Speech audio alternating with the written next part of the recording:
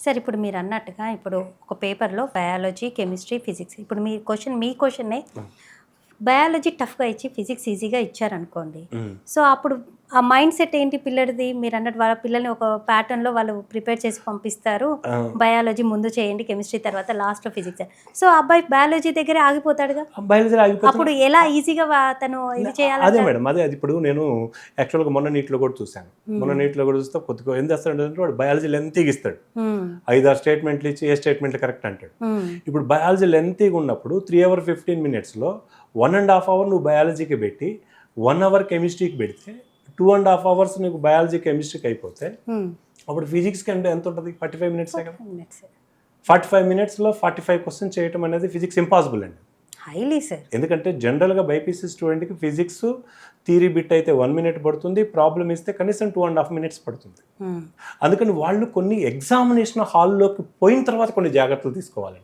Okay. ఎలాంటి జాగ్రత్తలు ఎగ్జామినేషన్లో తీసుకోవాలంటారు? ముందు కాదు. హ్మ్. ముందు అందరూ 99% they are opinion biology, chemistry, physics అనే వెళ్తారు. హ్మ్. మనం కూడా అలానే పంపిస్తాం, మేము కూడా అలానే పంపిస్తాం. హ్మ్. బట్ బయాలజీకి టఫ్ వస్తే ఏం చేయాలి?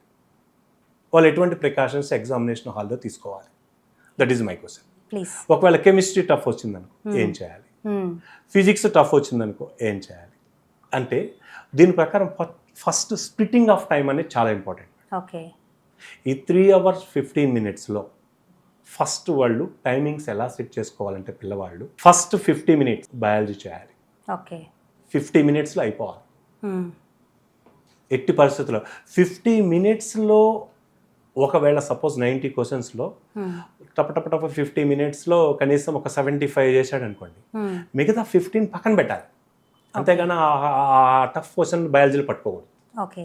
సో, దానికోసం టైం వేస్ట్ చేయకూడదండి. 50 టైం చూసుకోవటం 50 మినిట్స్ అయిపోయింది హ్మ్. అంటే ఖచ్చితంగా బయాలజీని పక్కన పెట్టి నెక్స్ట్ ఎక్కడికి వెళ్ళాలి? కెమిస్ట్రీకి వెళ్ళాలి. Chemistry. Okay.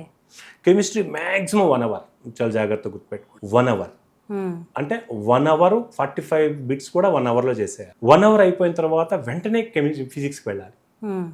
Physics at least 1 hour 15 minutes physics cut పెట్టుకోవాలి మేడం. హుహు.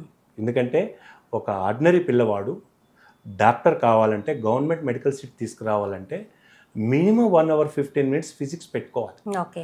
ఫిజిక్స్ పెట్టుకుంటే కనీసం ఒక 35 అన్న చేస్తారు వాళ్ళు. హుహు. అదే అవుట్ ఆఫ్ 45కి. హ్మ్.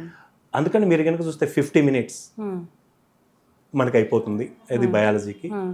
నెక్స్ట్ 1 అవర్ కెమిస్ట్రీకి అయిపోతుంది. 1 అవర్ 50 మినిట్స్ అయిపోతుంది. ఫిజిక్స్. ఇంకా మీకు ఎంత ఉంటుంది? 1 అవర్ 25 మినిట్స్ ఉంటుంది. హ్మ్. ఈ 1 అవర్ 25 మినిట్స్లో 1 అవర్ 15 మినిట్స్ కనుక ఫిజిక్స్ పెట్టుకోగలిగితే, ఫిజిక్స్ కనుక కేటాయించుకోగలిగితే హ్మ్. ఖచ్చితంగా వాళ్ళు థియరీతో పాటు ఫిజిక్స్లో ఫార్ములా బేస్డ్లో కొన్ని క్వశ్చన్స్ ఉంటాయి. హ్మ్. ఆ ఫార్ములా బేస్డ్లో కొన్ని ఫార్ములాలో సబ్స్టిట్యూట్ చేస్తే ఆన్సర్స్ వచ్చాయి ఉంటాయి. కొన్ని డైమెన్షనల్ ఫార్ములాల ఆధారంగా వచ్చాయి ఉంటాయి. కొన్ని ఒక 1 మినిట్ థింక్ చేస్తే ఆలోచనలు వచ్చాయి ఉంటాయి. అటువంటి క్వశ్చన్స్ మనం ఆన్సర్ చేసేయచ్చు.